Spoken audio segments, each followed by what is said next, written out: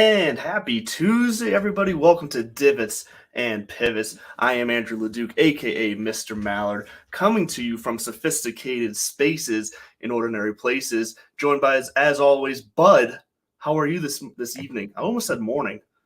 Why am I trying to jump ahead? How are you this evening, Bud? Sophisticated. He's just going to stare at me. Yeah, okay. Stinker. No, I just got your text asking if you were flying solo tonight, and I was about just to send you a special emoji. No, this is I'm incredibly excited. Shocker, Boudreaux going with the superlative over the top. No. But this week, in general, reminds me of my old baseball coach. Interesting. Tim Ashcroft was his name, and he was a former medic in Nam, and then he went and was a PE coach, and he was a driver's ed teacher, and then he was a baseball coach at my school. And after my freshman year, I had a really good freshman year. I batted like 400, hit a couple of home runs, humble brag, whatever. I was okay. I had the shittiest sophomore year. I showed up wearing I'm trying to think. Major League 2, when Rick the Wild Thing Vaughn shows up with like slick back hair, toning everything down, trying to be flashy. So I showed up year 2, like taping my wrists, never did that before, wearing like sweatbands up on my arms, like really, really getting into the gear that I was wearing. And I ended up hitting like $190. The only reason I was in the lineup at that point was either my glove or just they were out of options. And at the end of the year, coach would always hand you an index card. You always went, you showed up and he would hand you an index card. If you didn't get that meeting for your index card, you didn't go asking for the meeting either. That was just kind of the subtle way of saying, go try something else. So on mine one year, all it said was, this game is about substance, not style. That's all it said. It didn't say anything at all. Normally it's like, good year, blah, blah, blah, blah, blah. I would like to see you work on this, hit the weights, get whatever.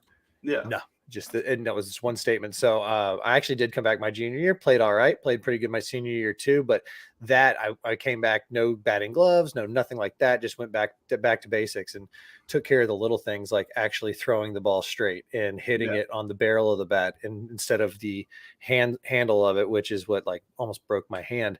But what reminded me of this was our friends over at Live. Oh, geez, yeah. And they did everything coming out the gates. Mm-hmm. They were just burning money, burning bridges. We signed that. And now it comes out. Yeah. First of all, all the expenses are going to go back onto the teams, and something like 8, 9, 10 of these teams are going to go on sale next year. Hopefully, sports franchises for 9 figures. $100 million for one of these golf leagues. I'm not an economist nor that savvy of a business mind at all. So I don't know if that'd be a good deal or not. I just can't imagine where this is going, because when you schedule against the first weekend of March Madness, it was definitely a miscue. What are we doing here? I want to see the numbers. Have you heard what the numbers are yet? Because I haven't heard what their viewership was. Very small, like disappointingly small. Like she ain't calling again small. Yeah. And it's only getting worse. I didn't watch. I don't see where it's going. I've been trying to give them room, and I think that they again are trying to be more than they are. The money's going to dry up, and I got a feeling there's going to be a lot of guys who are just left out dangling in the wind. But that's what happens when you take a shot. Because if you're Cam Smith and you've got $120 million in the bank, it's going to sting not going back to the PGA Tour. But at this point, I'm kind of on the Fitzy train of they made their bed. Yeah, I mean, I don't. They knew exactly what they were doing when they made their choice, and they didn't know what they were doing when they scheduled Tucson. I mean, it was Friday afternoon, and I remember I think I sent you a text, and I was like, "Did you know Liv teed off?" No, just nothing. Yeah, I was not paying attention. No, because it wasn't on my radar this weekend. It is bracket time. If they were smart, they would have held off for another week or did it St. Patty's Day weekend too. Who in the hell is sitting in the house watching golf on St. Patty's Day? I mean, to be fair, I was, but so I'm sure the Valspar viewership was down too. Like I'm not saying like it was PGA down, had a record weekend or anything, but it was down. But I mean, you still had premier names playing, and not a huge tournament, but I'm looking forward to this week because it's an unconventional week. It is bracketology time all Yes. over the world, just brackets everywhere, just blah, blah, blah, brackets. Another smart business decision that they've been doing for years now. Play And into it. I don't even know. I got to look it up. I can't remember if this is going away altogether. I know WGC as like an entity or whatever the Yeah. championships are going away, but I think they might be holding on to the match play format at least 1 week next year. If they take this away, then boo you PGA Tour. I don't care if it's Agreed. When else elevated is or Kevin not, but Kisner going to be relevant? I mean, don't tease my hand. Speaking of, did you fill out a bracket for the other thing going on right now? I did. I filled out one, did it super fast. Like most people, miss pretty much all the upsets, but I'm somehow in the top 100 still, and out of like I think close to 300 in the group that I'm in. So we'll see how it shakes out. Who knows? My whole Final Four is still intact, so I mean, I got that going for me. Well, there's the follow up. What's your final four? Full disclosure, I did not do a bracket this year after. I'm I gonna guess I have have to to. just I'm gonna have to look it up because I don't even remember what my Final Four. while I you're just know it's looking it all up, there. I'm going to make a full disclosure confession to the world. It was There we basically go. I got emasculated out of doing brackets in my own home. My wife, year in and year out, yes, aka the roommate. I'd say for the better part of 8 or 9 years straight, we would do a house bracket, and with a good friend of ours, Laz, shouts Laz. And Laz is a super brain when it comes to sports. He is like elbow deep in college sports knowledge. We'll get him on the show at some point soon to Sweet. talk shop because he is. I lived with him for a couple of years, and he's the kind of guy who, first of all, I didn't know chippy was a term in sports, and all Oh, of a sudden really? he's like, "Oh, things are getting a little chippy." I didn't play football growing up. Shocker Fair. again. Uh, but he was like, things are getting a little chippy out there. The sports announcer would be like, things are getting a little chippy, Mitch. Mm-hmm. Or, somebody makes a play and he just automatically from his brain, that guy just came from JUCO last year. He was a transfer. He actually has a wife and 2 kids and has a hardware business on the side. And immediately there he comes in to the point where I would like accuse him of DVRing shit. But bracket time. So even when Bracket we time, would yes. fill out our brackets, the roommate came out on top, I think almost every single year. So I didn't even bring it up this year. Yeah. Fair enough. I'm quote unquote really focused on my golf right now. Well, you know what? I like to hear that because you got to hit some qualifiers this year. I do. And the next one to register for, I think, is tomorrow morning is the last one, mid-am, and then we'll have all 4 locked in. We'll keep you posted. But nice. But yeah, so my Final Four though is San Diego State, Purdue, Xavier, and Kansas, with Xavier winning. I know, just random, because you know what I know. Do you know how much I know about all of these teams? Nothing. Absolutely nothing. I applaud that. I like that.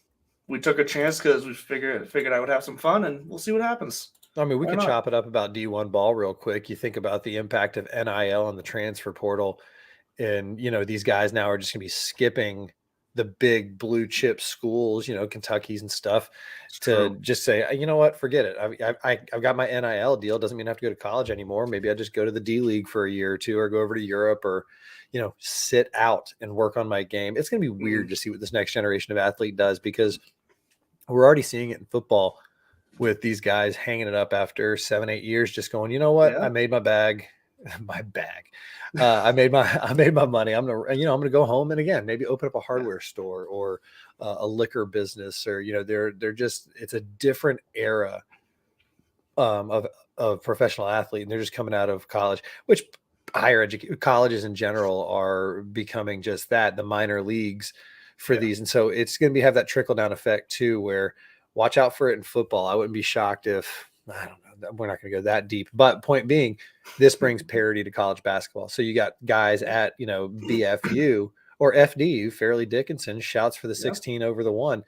You get these guys together for 3-4 years, and they can just play ball for 40 minutes up against anybody. And it's, and when you get into a tournament format, like we're going to see here, I mean, anything freaking goes. And that's why I threw out I didn't throw them away. I just put it on the shelf for this week. Fantasy National Golf Club. Thank you all so much for making us smarter.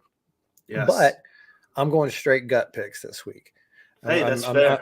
I have a theory behind each one, but when we go through these groups here in a minute, we'll see what shakes out. What was your thinking going into this week when I match play? I texted you the other day that I had a dream, an epiphany came to me when it comes to Christ. something to try something new with when it comes to match play. Because look, match play we do have from a fantasy standpoint, from a daily fantasy standpoint, from a betting standpoint, whatever mode you're choosing to take in this tournament this weekend, as far as playing, having fun, making money, whatever it is, you have to attack it. Nice. You have to attack it differently than you do a regular tournament. Yes, Juice Lord. Because it's group stages. For those, hold on, real quick. This is a podcast too. For those listening, I was holding up the beer that I'm. Sorry, I'm so sorry. Well, you were about this. holding it up in front of the camera for like a while, so I thought you were waiting for me to say it, so that's why I just slipped it in there. But No, I was trying to get. I was sounded trying to very get a better strange. angle. Maybe like a little clear image of that. I love their logo. Yeah, Juice Lord. Lord there Hobo. it is. Juice Lord India Pale Ale from Lord Hobo. Couldn't have the boom sauce, a little too heavy, so that's where Juice Lord came from. Andrew wasn't trying to give me a new nickname. No, not at all. Anyways, back to my my dream. Back to the your epiphany. dream So studio. I just started thinking how, like, what if we need to attack this tournament differently this week? How we've been so consistent in the type of things we're looking for in the regular tournaments. What kind of our key points can we still look at, but where are the ways that we can find the outliers here? So I started thinking, what this tournament is basically, it doesn't matter if you go 5 over on one hole, you just lose that hole, and that's it. That's how match play works. You just lose the hole. Whatever many strokes doesn't matter at the end. So I broke it down hole by hole, found the hardest holes, found not every hole. What I'm saying, I'm impressed. I can't wait found to like hear the this. top 5 hardest holes, found what they had in common, and broke down my key stats around that. So, like the majority that they were all par 4s. I think 4 out of the 5 were all par 4s between 450, 500 yards. So boom, right there, we nailed that as a key stat. And then there was one more time. I was derping out thinking about next year calling our competition Boudreaux v the Brain. So what was the first one? Par 4s, 450 to 500 yards, which those make up the majority of the hardest holes on this course. So we want guys who are going to be able to, if anything, just make par, because we're going to avoid the guys who are going to be more likely to make bogeys in their history. So, and then the other one is 2 of the hardest par 3s on the course are right around 200 yards. So we went par 3s 200 to 225 yards. And then outside of that, we went back to strokes gained putting, because this is a lot of these holes might come down to a putt off. We want a guy who's going to be able to be nails and be a clutch putter. And with that said, opportunities gained. They got to put themselves in position to at least make par, birdie ideally, but we need guys to at least make par, which means we're also looking at bogeys avoided. So those are my 5 key stats right there, and I did it based off of what the hardest holes were, and quite frankly, just what we're looking for guys to avoid. We're looking for guys avoiding putting up big numbers.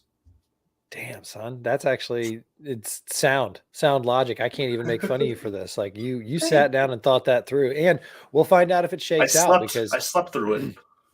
Because honestly, I kind of did what I used to do with my NCAA bracket. We all know how those used to turn out. So we'll see how this goes. No, but with golf, it's weird. You're going to play 3 matches. Mm-hmm. You really gotta win 2 or tie all of them. This is very World Cup-ish, the way that they go through their group stage and then on to the Sweet 16, I guess. Big difference. Only 1 comes out of the group, though, not 2 like the World Cup. Thank you for that. Make sure to remember that. Back to you in the studio. The see, right off the freaking rails. You're interrupting. No, I'm just kidding. No, so looking at that, I'm looking for guys who I just feel like have the pedigree, the stamina, and either are playing good now, or God, I just went right into Owen Wilson territory. They're playing good now. They're either playing good now or they have great history with match play. And so I'm looking at international play. I'm looking at the WGC. Maybe people who wink, wink, nod, nod to Victor Hovland have won a U.S. Amateur. Even a guy like Matt Kuchar, these are where you can catch lightning in a bottle for 2, 3, 4 days. And next thing you're staring down, a couple $1 million. And like you said, it's going to come down to a putt. 2 things: ball strikers and scramblers. That's who plays well in match Scrambling, play. And I mean, you broke it down to precisely the par fours, long par threes, because really that's the meat of the course. You have more par But fours than any but other you're right that par. that sums it up. Strikers and scrambles. That's the condensed version of everything I said. Strikers and scramblers. So speaking of strikers and scramblers, let's look at this. Let's look at this bracket here, Hell yeah. and let me know who you got because I'm curious. Want to just go group by group? We do. Do we have any love we need to put out there? Are there any ad reads that we have to play? It is our pleasure. We'll get to the ad read soon. We can get through probably the first side. Look of the at me bracket. trying to produce over here. I'll just be quiet. Yeah, we'll get through half the brackets, my and then we'll remove the fourth wall then and play the ad. Put the intern back in charge. All right, where do you want to start? But I guess one real quick shout out, if you are looking to play along and fill out your brackets, you can go over to fantasybracket.pgatour.com. That's where you have the Dell Technologies Bracket Challenge right there on the PGA Tour website. So go over there. You can make all your picks, sign in, save them, and play along and have some fun. But yeah, so we let's start with the first group because the first group's a flashy one. Mr. Scotty Scheffler leading the way in that group, number 1 seed overall this week, coming off the win. 2 weeks ago, but the big win, not the Valspar wasn't really going to be a big win anyways, but Scotty Scheffler winning the Players. He's in there with Tom Kim, Alex Noren, and Davis Riley. This one just feels like a no-brainer. I mean, Tom Kim's tempting, but Scheffler's just too hot. Yeah, and like I said, he won it last year. He's won a U.S. Junior Amateur. He was lights out in the last international round. He was lights out at Whistling Straits. God, get it together, Tyrone. So yeah, if you don't have Scotty going at least 2 rounds, I don't know what you're smoking. So I guess we can skip right on to whatever you got next because I'm looking at the real snazzy Google sheet that the commish of my other league put together. And the reason you haven't heard much about the other league right now because Boudreaux's struggling. Boudreaux's down in the upper teens. You got to be top 16 but we got time. We got some majors coming up. Don't fucking write me off just yet. I wasn't going to say you were done. I was just going to say it's not the only competition you're struggling in, but we can get to that also later. Talk now, asshole. So I don't know what order you have yours listed in. So I'll take your lead. Where you want to go next? So I was just going to go down the left side of the bracket, but I'm assuming they have it set up the same on the Google there. So the next one will be the M Fleetwood Post and McNeely bracket. Yeah, we're looking at the same thing. Perfect. Okay. So honestly, this group feels wide open to me. Open. And I went with Maverick McNeely coming out of this. I like you for that. That's who my model spit out after I put all those stats in, percentage them out, weighted them differently, and McNeely comes flying out of there, and I think it makes sense. We know M has the pedigree to kind of, and the game style to be good in match play, not in the greatest form right now. Tommy Fleetwood is in pretty good form right now. He's coming off a good performance. And he was absolute freaking nails in Paris a couple of years ago at the Ryder Cup.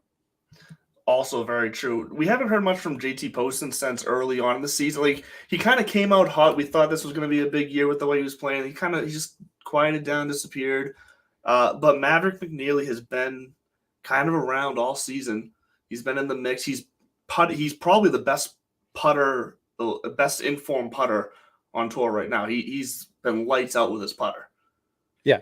And I like that pick. I went with Sung J M for the reasons you said up top. He's got it. We know he's got it. He's not playing great right now. But again, on a week like this too, where you can shrug off a triple bogey or two, right? Yeah. It's one hole. It's not dropping 50 spots on the leaderboard.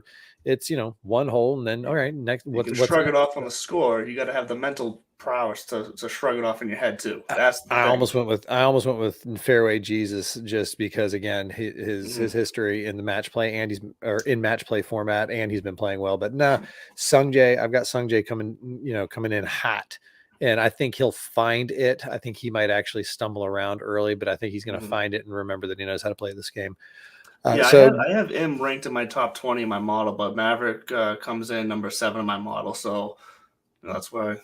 It was a simple number game at that point. Man of the numbers. So yes. Group 8, Victor, Mr. Christian Kirk, Siwoo Kim, and Matt Kuchar. This is another tough one, though, because you've got Hovland and Cooch are both U.S. amateur champions, both international players. I don't think Cooch has gone deep on it, but I think he's been on a team or two. If not, I'm going to lean on that Georgia Tech nerd and the win that he had.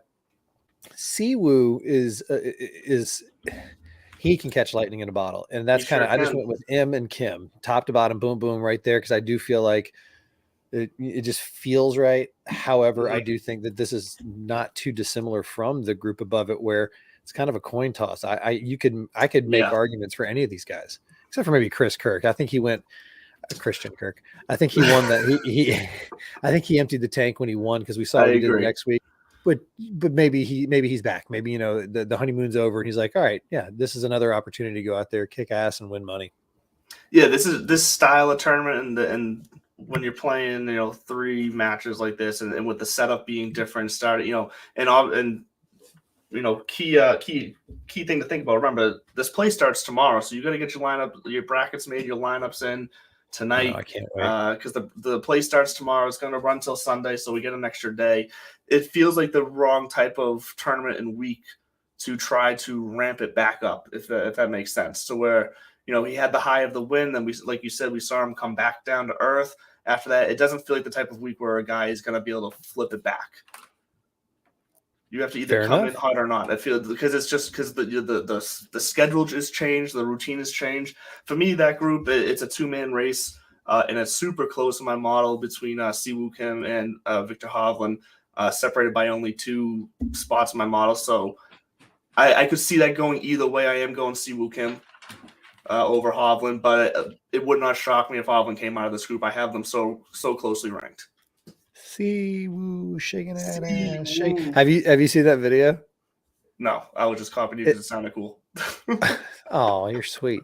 No, at one of the international competitions, it was Siwoo, so it would have been a President's Cup. At the press conference after we had just either won or it was earlier, they were announcing players. Anyways, they just started. Dustin Johnson and Jordan Spieth, the guys, started saying, "Siwoo shaking that ass, shaking that ass." It's a great video. You should check it out, especially with Big DJ's voice. I love this. Will we see Dustin Johnson in the red, white, and blue ever again? He's so good for America. All right, I saw somebody. So here's the thing, Dustin Johnson, like what we saw in full swing, kind of strikes me that if and when the live thing's done, I think he's done. He doesn't strike me as the guy that's going to come crawling back. I think he's just, if he's going to play golf, I think he's just going to choose to stay playing a limited amount of events over DP or whatever other tour. But it feels like he's probably, once live comes and goes, I think he's just going to kind of cut back on the golf. Maybe that's just a pure gut feeling. It is a pure gut feeling, but maybe I'm way off. But that's what it feels like. It doesn't feel like he's going to have that motivation to come flying back into the PGA Tour with a vengeance, trying to remake his name and get back to the top. I can't wait for the Masters, and Sergio needs to go away. So done with Sergio. So done with that motherfucker. All right, so let's continue. Yeah, because I've got a dark horse pick coming at you here. Is it in this next group, the Morikawa, Day, Svensson, and Perez group? Yes. All right, then I'll get my boring pick out of the way. It's Jason Day for me over Colin Morikawa. Might be a little against the grain there, but I have Jason Day ranked 10th, Morikawa ranked 22nd. I like that. J-Day's been playing well. He's been playing well. He's in the past done pretty decent when it comes to this match play setup. So I like Day coming out of that group. But who do you have as your dark horse here? The Frenchman, Mr. Victor Perez. Guy's been playing hot. He's won. He won already in 2023 over in Abu Dhabi, I believe. Mm-hmm. He's like 6'5", and I don't know why. I just think like a big bulky guy is going to have the stamina. No, but he is playing. He is playing outstanding right now, and I don't know. I think I'm just kind of going to go with a little bit of a quote unquote leverage play. You know what I'm saying? It's like, yeah, you're not looking for it. As a matter of fact, in this format, we kind of skipped over that. In this format, you want to eat the chalk because you just want to have all the right picks. It doesn't matter. I'm completely ignoring ownership this week. Yeah, it just matters how far they get and how many. So here, the thing with the match play on DraftKings. So we'll talk in DraftKings sense here. When it comes to the salaries, if you're it all depends on how your bracket shapes out, but most likely you're not going to be able to get both of your finalist matchup in a lineup together and still have the money to make it shape out to where you have the rest of your lineup is all coming out of the first round. So we'll I see. did. You did all right. I am going to I'll be curious absolutely to see what he maul gets to you that. this week. It's going to I be don't fun. know about If Victor Perez comes out of this group. So okay. it's not a flyer in the sense of like, I'm just trying to be controversial. He actually is playing really well. He's been I think he's like 4 for 4 in cuts. So look for Victor Perez. All right, let's get a little bit. Real fast, my worry with Perez though, just to kind of a little bit, my worry with him is that he's been making a lot of bogeys. He's been making birdies too. So in your your standard strokes play kind of scoring format, you can't really tell because he's still scoring. I'm worried he's going to end up dropping too many holes in his matches though. Want to bet a beer on that? Sure. All right. Some get an intern to mark it down. That he'll make it out of the group. Is that the bet? We'll say this: if J-Day moves on, first round's on me. If Perez moves on, first round's on you. If it's Morikawa or Svensson, then we just a wash. Well, I was going to say we order like a pitcher and split it, but never mind. Oh yeah, I like that better. Well. All right, let's move on. Let's get through some of these groups here. Yes. All right, group 5 is juicy, and I think you texted me. He's in the death group. He's basically just been given tough group. Doesn't matter. He's not playing. Doesn't matter. I'm going to say it right now. I have Kiz going all the way and winning this week. I mean, spoiler alert. Really?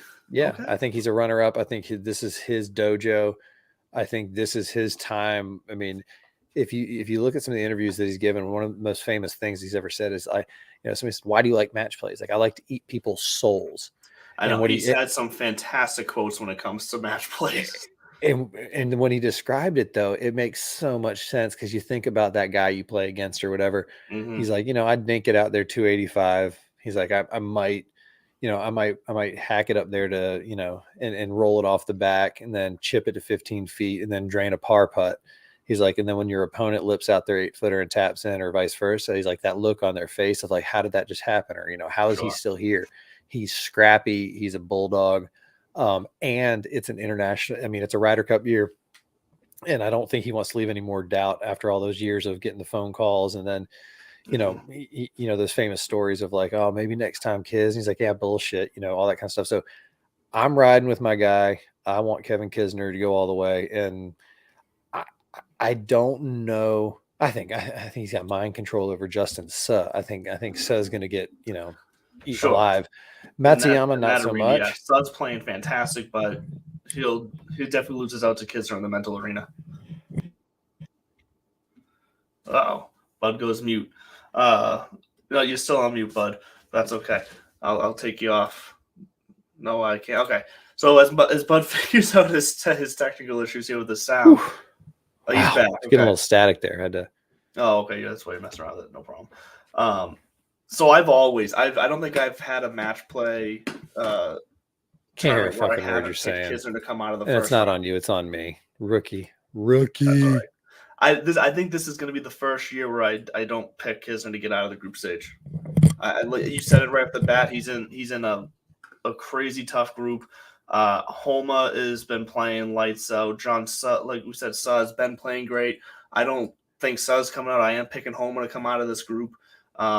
Spoiler, I have Homa in my final 4, so I think he's just playing so good right now. And look, Homa has the attitude as well to where I could see him having a similar kind of mental attitude when it comes to looking at match play as Kisner. Like I think he's got that edge too. And maybe we're looking at the new young Kisner here as far as that match play goes, but I could definitely see Homa, carrying that trash talk or carrying that swagger out there in the course of these matches. He just strikes me as that kind of guy. Bud's still figuring his technical difficulties. He's dropped off, so we're going to keep rolling through these groups. But I have Homa, Bud has Kisner in that group. We're going to speed through some of these groups here on this left side of the bracket before we get to the other side of our commercial break. The next group is Jordan Spieth, Shane Lowry, Taylor Montgomery, and Mackenzie Hughes. This one was pretty much no-brainer for me. Jordan Spieth is who I have coming out of here. I will say I'm not very confident with how any of these guys are going to do. I think this is probably going to be the ugliest group that we're going to see here between Spieth, Lowry, Montgomery, and Hughes. That's where I am, bud. Welcome back to the Thanks. studio. Sorry. Yeah. Rookie It's all over right. here. It happens. So, yeah, I have Spieth coming out of here, but I don't think it's going to be pretty. Me too, but I think he's coming out of there see because any of these guys coming out, but it's not in a pretty way. He's going to come out of there because he is the, I don't know, I say polished younger version of Kisner, where he just won't die. He can hole out for, if he's inside 75 yards, there's a chance it could go in, and that's legit. I don't know if you watched him last weekend at the Valspar. He found every fucking bunker on that course, but he also got up and down like 85% of the time. At one point, he was like 6 for 6. Every time I turned around, he was in a bunker, and every time I turned around, he was hitting a shot and like shaking his head, disappointed because it didn't go in. So I like that. I like Spieth coming out of there. It's been nice to watch him find his mental edge again. Yeah, because that was definitely the downfall of his game for a few years there. He lost that confidence and that edge. He's found it again. He scrambles like crazy now, and it's fun to watch. Well, and I think Morikawa is kind of in that headspace now. He would never admit it, feels but I think that way. He touched it with that 65 at the Players, and he's like, "Oh, I think I found it." And then the golf god said, "Excuse me, what?" So I like that with Spieth, and I can't wait. And that's kind of what I'm secretly really rooting for, would be that round 2 matchup with Kiz. That's going to be a fun one there. I mean, that would be, if that happens, I'm fine with that from an entertainment standpoint. That's fun. We're talking like Anakin and Obi-Wan type kind of battles here. All right, so let's move on down to the Iceman, Patrick Cantlay. What? Yeah, we can go. Yep, that's fine. We'll go there first. Doesn't matter what order we go in. Oh, did you already do that? I think some of our brackets the 2 groups seem to be just flipped as far as, so we can go to Cantlay first. Cantlay, Brian Harmon. I can't say his first name right. Lee. Okay. I don't have the full name in front of me. That's why I'm not gonna butcher that. And then Nick Taylor. Nick Taylor rounds out that group. Straightforward. I have Cantlay coming out of this group. Yeah. Another one where I don't expect anything flashy in this group. No, I agree. Patrick Cantlay is just too good for any of those guys to kind of overcome multiple times, and I think he's going to be able to just kind of lay down the law. So where's your little bell? We agree. Jokes. Agreed there. And once again, kind of the same with this last group on this left side of the bracket between Sam Burns, Seamus Power, Adam Scott, and Adam Hadwin. Look, Hadwin's not exactly playing great right now. Power hasn't been playing the great. I know he looked a little bit better in the last couple weeks here, but he hasn't really had it. Burns has been up and down. Like, this is another group that just feels like anybody could take it, but in the worst way possible. So sticking with Sam Burns coming out of this group as well. Just going to play the chalky play coming out of here, but I'm not playing him in my DraftKings lineup. I'm playing my gut, Seamus Power. I just felt like it because he's a ball striker. He's been on the cusp so much, and who knows? Maybe we catch lightning in a bottle, or maybe there's something to the fact that we just had St. Patty's Day. Just throwing it out there. Still be recovering, but I don't even know if he's Irish. I think Seamus Power might be. No, Scottish, he's Irish. He's Irish. Okay, good. Yeah. Coming at me. I actually had a buddy in town last weekend from Ireland. His name's Shane, and probably kill me for saying that. But anywho, let's move on over to the other side of the bracket. Before we get to the other side of the bracket, we're going to quickly take a break here from Underdog Fantasy. Make sure to get over to Underdog Fantasy this week. See what they got cooking up here for their snake draft style tournaments for the match play. And when doing it, remember, you're not going to want to pick more than one guy. Same thing for DraftKings here, by the way. You're not going to want to pick more than one guy from a group because you're shooting yourself in the foot. You need guys to move on to the next rounds here. So keep that in mind when you are drafting in the snake draft over on Underdog. So we'll be right back after a quick word from Underdog Fantasy. Underdog Fantasy is here to save your post-fantasy football season blues. The easiest place to play and win with the Underdog Fantasy app. Get up to 20 times your money in a single night with our Pick'em contests.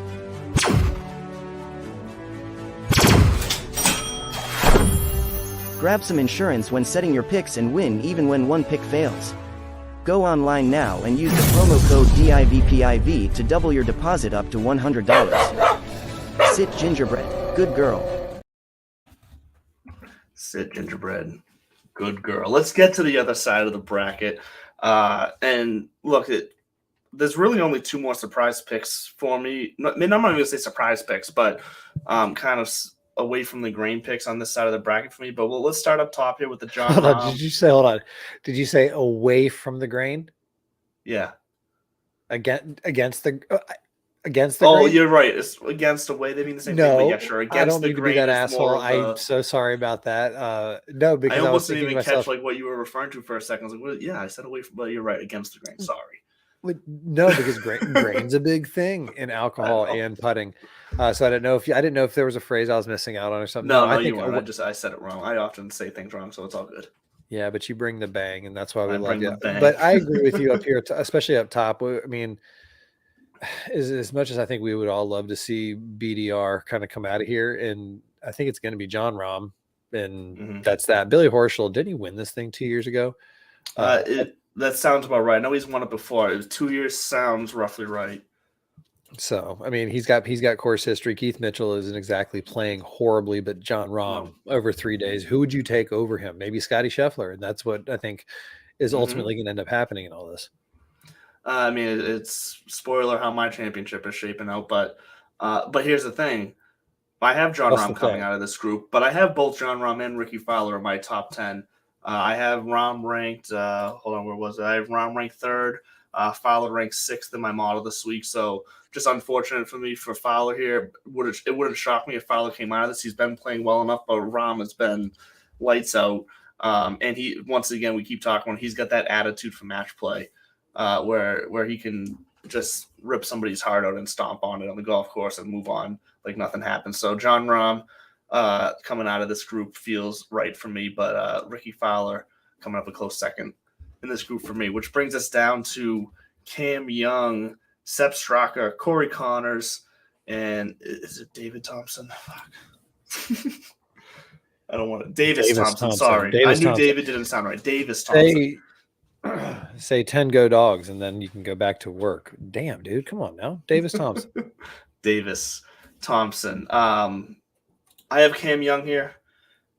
This is another one of those groups what are we talking about? It's Cam Young. He's at that. I think he's going to win soon again. Mm-hmm. I don't know if he won last year or not. I think he just had a really good year.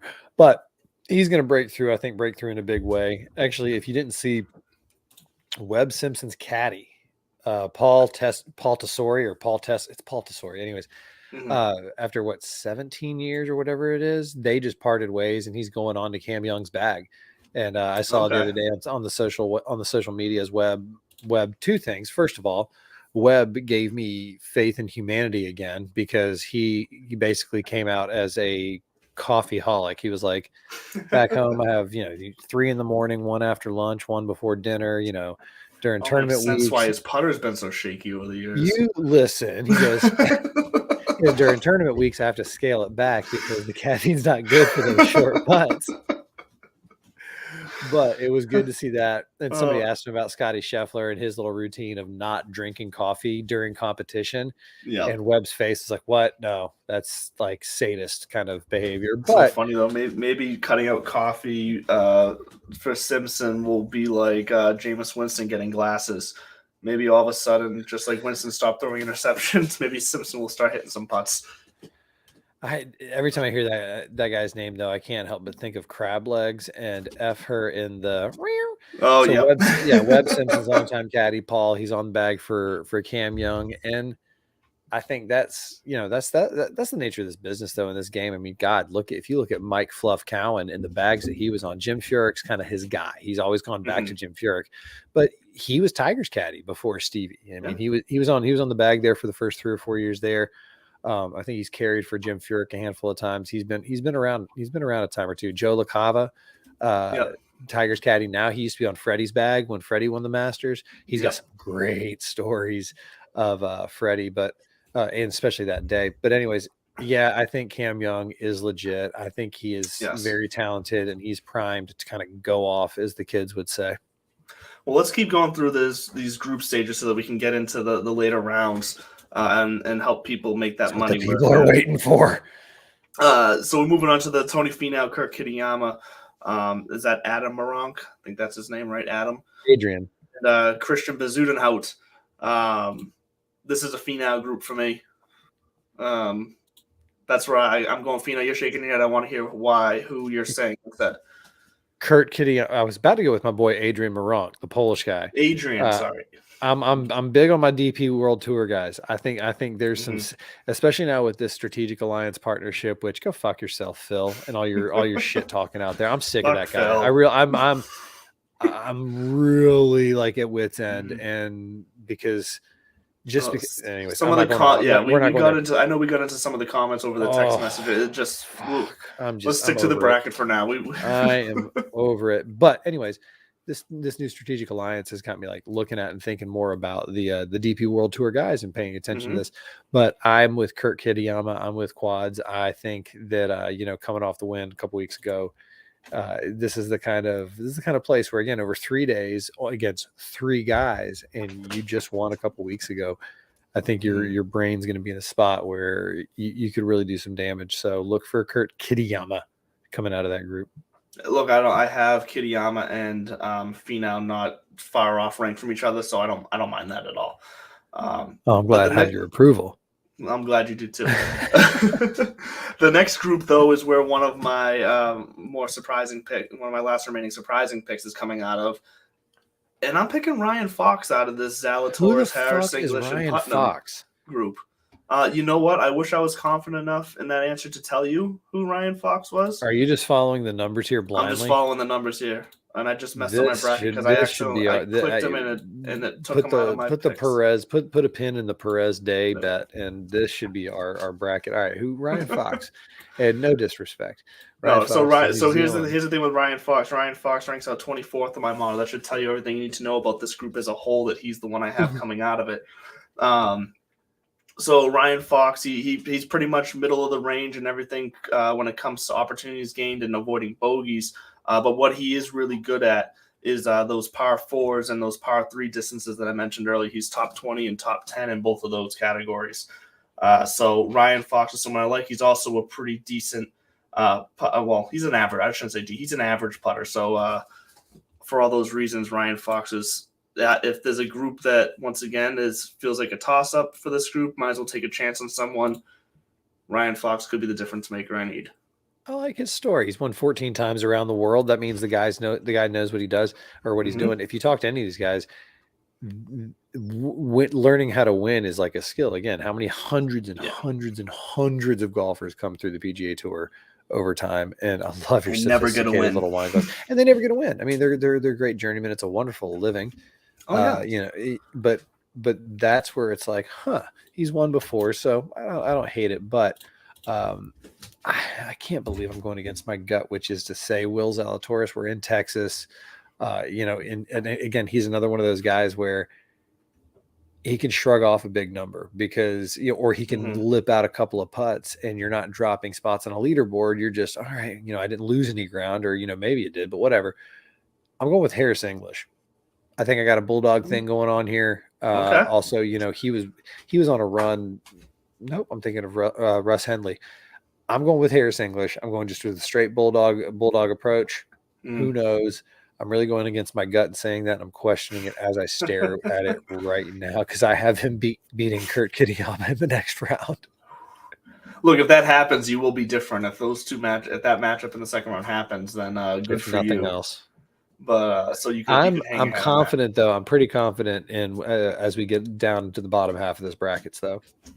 Yeah, so the bottom half of the bracket, that's maybe we skip through these last 4 pretty quickly because there's not much, nothing exciting happening here for me. I'm going Xander in out of the Xander, Hoagie, Wise, and Davis bracket. I have Xander in my final 4, so that's a no-brainer for me there. Wow, I'll see your Xander and I'll raise you a Cam Davis. Cam Davis, he again, President's Cup lights out, freaking over 3 days. I think he can find it. Can find it, and I too have him going through there all the way to the final 4. So look at us.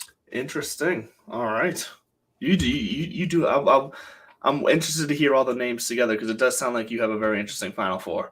So I'll be curious to hear that. Next group down though. Matty Fitzpatrick, who is now we're now big fans of. Not that we weren't before, but love him, but he's not playing. After his comments about Liv and basically telling those guys, "Screw you, you ain't coming back here." If I have anything to say about it, gotta love Matty for taking that stand, especially a younger name on the tour. So you have our respect, but. Sahith Theegala will be taking you down this week, Matty Fitzpatrick. I have Theegala coming out of this group with Minwoo Lee and JJ Spawn. I like Minwoo Lee. I think that after his letdown at the Players, there's a little extra motivation there.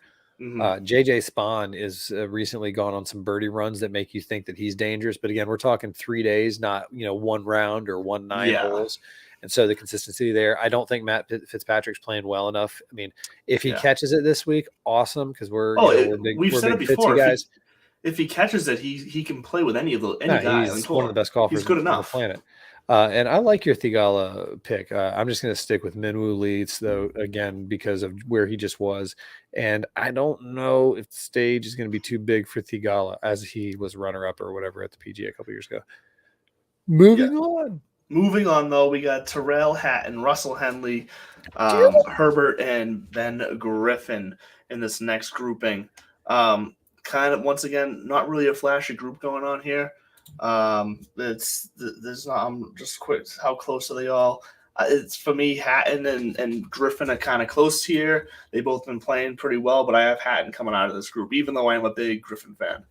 I'm a huge Tyrrell fan. I love it. But I am going with Ben Griffin. The kid is. I'm not surprised. Trending. Yeah, the kid's trending. I have both of them so closely ranked it wouldn't shock me. Yeah, so I like that. And finally, this is a really sexy group. So it is. I like this last. Denny McCarthy is one of the best putters on the planet at the moment. Scott Stallings is just. I like Scott Stallings because the whole Augusta story earlier this year. Rory McIlroy is suspect. But shouts New England. And I told you, I texted you the other day, I'm all in, and I think I'm all in on Mr. Keegan Bradley out of this group too over 3 days, because he too is playing some pretty solid golf right now. See, this is the one group that I've been actually back and forth on my pick, because I do have McIlroy coming up, but for the reasons that you said, where he's shaky right now, I want to switch to McCarthy, and I might. Because I have Hatton taking down McIlroy in the second round anyways. So it wouldn't be a massive loss for me to make that switch and say I'm wrong. I might switch to McCarthy. I might do a live switch here. I just might. Might talk myself into it. And it doesn't sound like you're going to stop me. I'm going to do it. I'm switching to McCarthy. I'm not going to stand between you and a good time. Okay. I did it. It's official. I'm switching to McCarthy. Denny McCarthy coming out of this group for me. But then, do you still have Tyrrell taking him down? Let's just go right back up the bracket. Do you have Tyrrell? I do. I still have Hatton beating McCarthy because I do like the now. That sounds like a 1950s political campaign. Hatton McCarthy for the McCarthy. Sounds like Hatfield and McCoys. Ooh, well done. So you do have Hatton taking down McCarthy then? I do, yeah. I still have Hatton taking down McCarthy. It doesn't change that pick for me. And then I have Xander taking down Theegala, so it's a Xander Hatton showdown for me in the the Elite Eight. Hey, you can't show down unless you show off. And like I said, I already got Cam Davis going to the finals, but he's going to be taking down Keegs, who is going to out-experience Ben Griffin in the next round. So, I mean, there is going to be some separation early in our brackets. And so after that, it's going to be interesting to see how it shakes out. Although we got to remember, we're not, the DK is just the 6 guys and how deep they go. So our lineups aren't necessarily going to look the same as our brackets. This should be interesting. Yeah. All right. Going right. I hate that. I can't believe I cleared my voice. Well, that's your job. Because I will say, when it comes to the way I set up my DK lineup, because of the way my Final Four shook out, in order to get the most value for the salaries of the guys that I had making it out of the group stage, I don't have either of my finalists in my DK lineup. Well, here's the thing. Kiz and Cam Davis are both 6K guys. I have my entire third place matchup in my lineup, but this is going to be fun. I need to save some money. Afterwards. We got to make sure we do a post-mortem on this next week while we're gearing up for the Charles Schwab. Yes, we do. moving right above, though. Who do you have? So you had Tony Finau and Ryan Fox, and then walk me through the rest of that little part of your bracket. Yeah, so I have Finau taking out Fox, and then I have Rahm taking down Cam Young for a Rom Finau matchup in the Elite Eight. And then? And I have Rom moving on from there. Duh, it's kind of a no-brainer. Yeah, honestly, my final is boring. It's Rom and Scheffler. I actually have final. They're just too damn on fire right now. I got Young taking down Rom. I got Young, getting his scalp, so to speak. Sorry, didn't mean to offend anybody. And then moving on. Fuck it. Right. I knew it was going to happen sooner or later. We made it 2 seasons, guys. It's been great. Harris English over Kitayama, and then Cam Young taking down English. And I think Cam Young is going to be – Cam Young's actually probably the flashiest guy in my Final Four, because I already told you, let's move over to the other side down at the bottom. You're right, half. actually. I mean, it really is like not the flashiest guy. That's not true. Let's go down to the bottom half on the left side of the bracket. Okay, bottom half. Bottom half. Who did you have coming out of that? Burns? Oh, you had Sammy Burns, and I had Seamus Power. So tell me about that part, that little bottom half of the bracket there. Yeah, because I had, so my matchup there would be Burns versus Cantlay. I had Burns taking down Cantlay to meet up with Max Homa, who takes down Jordan Spieth. Ooh, well done. I already told you I got Kiz winning it all. So on the top half there, he comes straight down. He takes down Spieth in the second round. And I have Cantlay over Seamus Power to meet up with Kiz and then get beaten. I think Kiz is just going to on people's souls all over the place. Look, if it happens, I'm going to enjoy every second of it. Because I'm a big Kiz. It's what everybody wants. So I'll enjoy it. It doesn't. If my bracket's busted, want. If you're beating me by 100 points, I don't care. I'm going to enjoy watching Kisner win if he does. Yeah, seriously. All right, so let's go up to the top there. We didn't get any deeper. We were very conservative with our showing of the cards. And so who you got? What do you got Scotty doing? Yeah, so I mean, I have Scott. Scotty's my champion, so he's going all the way. He's beating McNeely in the second round for me. He's also beating Siwoo Kim, who is going to beat Jason Day in the second round for me. I got Scotty going down against, going into the Final Four. He's like the one chalky He's thing. The one, I do. And I think his might catch lightning in a bottle, but Scotty's going to take down Victor Perez, who is going to make mincemeat of Siwoo Kim. Because like I said, don't sleep on the Frenchman. He's rolling hot right now. If Perez gets out of the group pass day, I could see it. I just don't think he's going to get out of the group pass day. That's the thing. A lot of these guys, because the game changer, once you're out of the group stage, a whole next level of like swagger and what's it called? Just like ice in your veins comes into play. It's a war of attrition at this point. It's who can keep it together. That's a lot of golf to play in a short period of time, and they're used to it. But that's also where I go with, Rombo just got sick, right? Like he had the WD from the players. He did, he had a stomach thing going on. Yeah, I'm sure he's healthy, but that's also why, maybe he gets out of that first round group, and then it's almost like there's a weird subconscious thing. He might just be a little tired. He might just be tired, depending on how sick he was. We're clawing the bottom of the barrel here for content because let's be honest, we're all waiting on Augusta. Everybody's waiting on Augusta. Rory, the other day, I was watching his interview, one of his major interviews. So there we have it, folks. He's got, what do you got? Scotty winning. I got Kiz winning. Yeah. So my final four, just to sum it all up, is Scheffler versus Homa, Rahm versus Xander, Scheffler taking down Rahm in the final, and Xander taking down Homa for third. Shit, I didn't even do a third place one, but I got Scotty losing to Kiz on one side, and then I got Scotty taking down Cam Young, who's going to beat Cam Davis on the other side. So Cam Davis, that's going to be the one where I actually hope he does make a good run. But back to Rory here. I was listening to his interview one of his old interviews the other day, where he talked about going to Tiger's house, and he walks in and sees his trophy case. The trophy. Says, I just saw that today, spots. actually. Yeah, there's 15 spots. And he's like, he's won 82 times. And he's like, where are the rest of them? He's like, I don't know. Yeah, like, my mom's got some. They're at the restaurant. There's probably some in the office somewhere. And he said it kind of puts into perspective of, which I hated. I was listening to a podcast the other day, and somebody was trying to reference Nick Saban and his whole, keep the main thing the main thing. Yeah. And they just kept on saying, the sports coach was talking about keeping the most important thing the most important thing. It was at the conference where I was at, and I was thinking to myself, don't make a sports reference unless you actually know what you're talking about. But anyways, that's it. That's what these guys are playing for.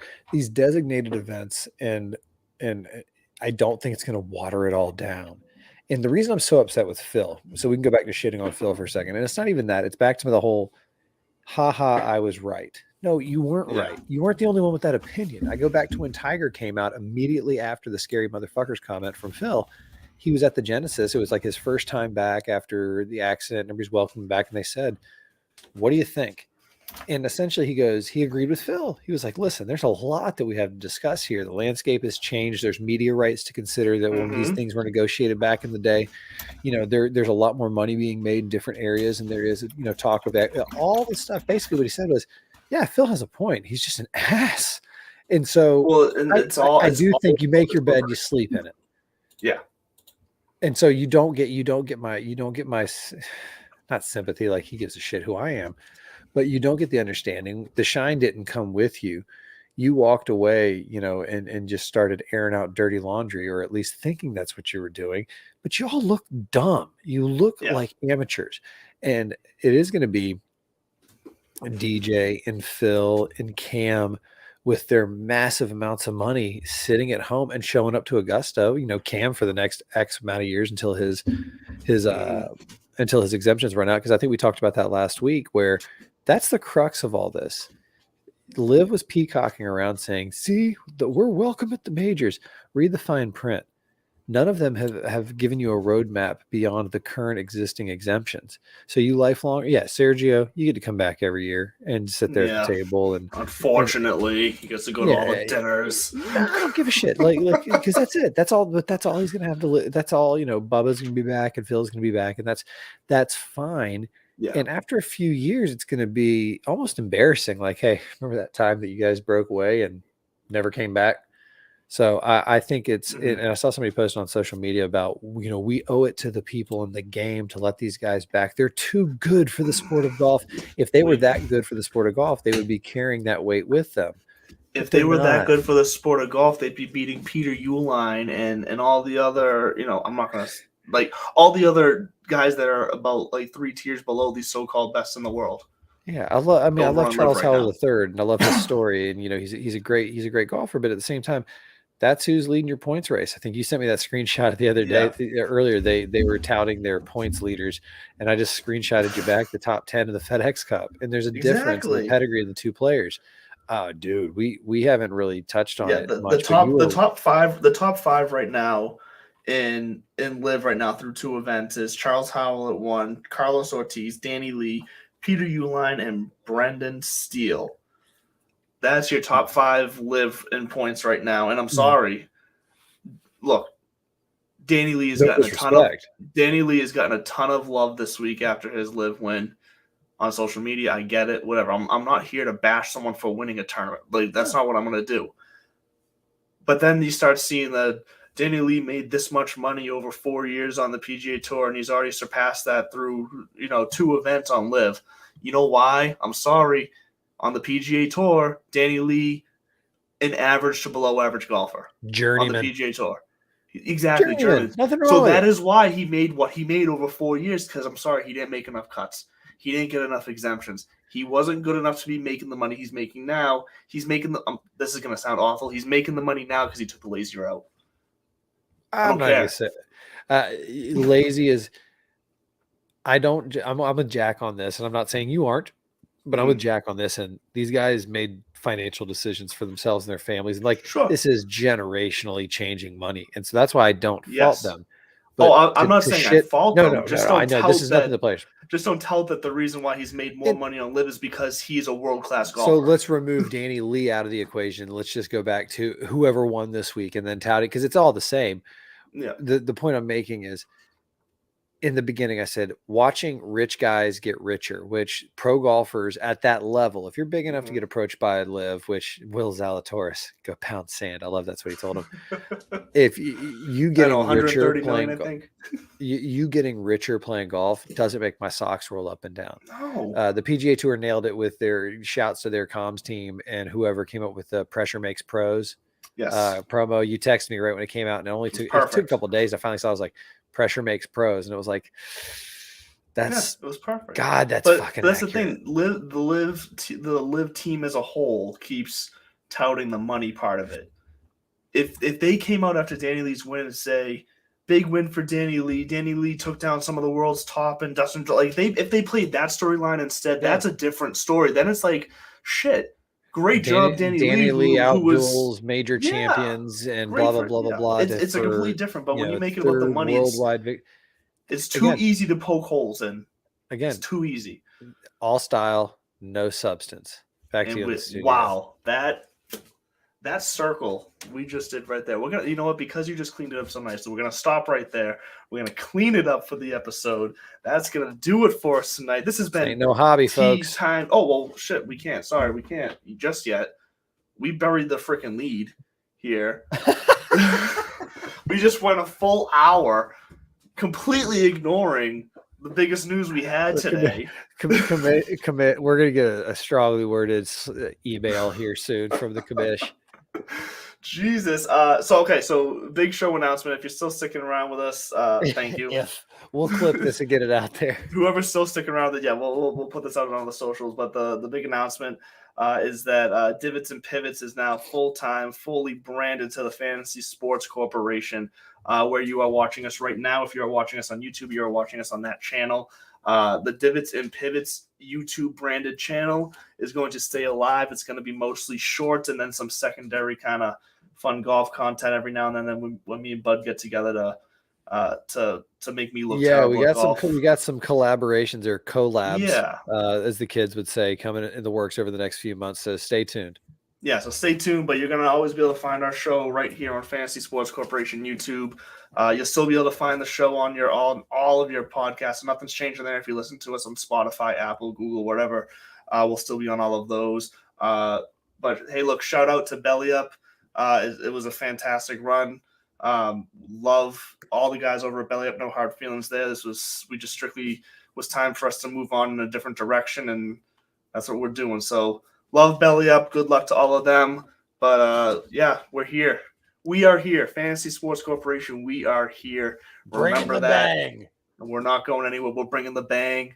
We will see you next week here on the Fantasy Sports Corp for Divots and Pivots every Tuesday at 8 o'clock. See ya next week.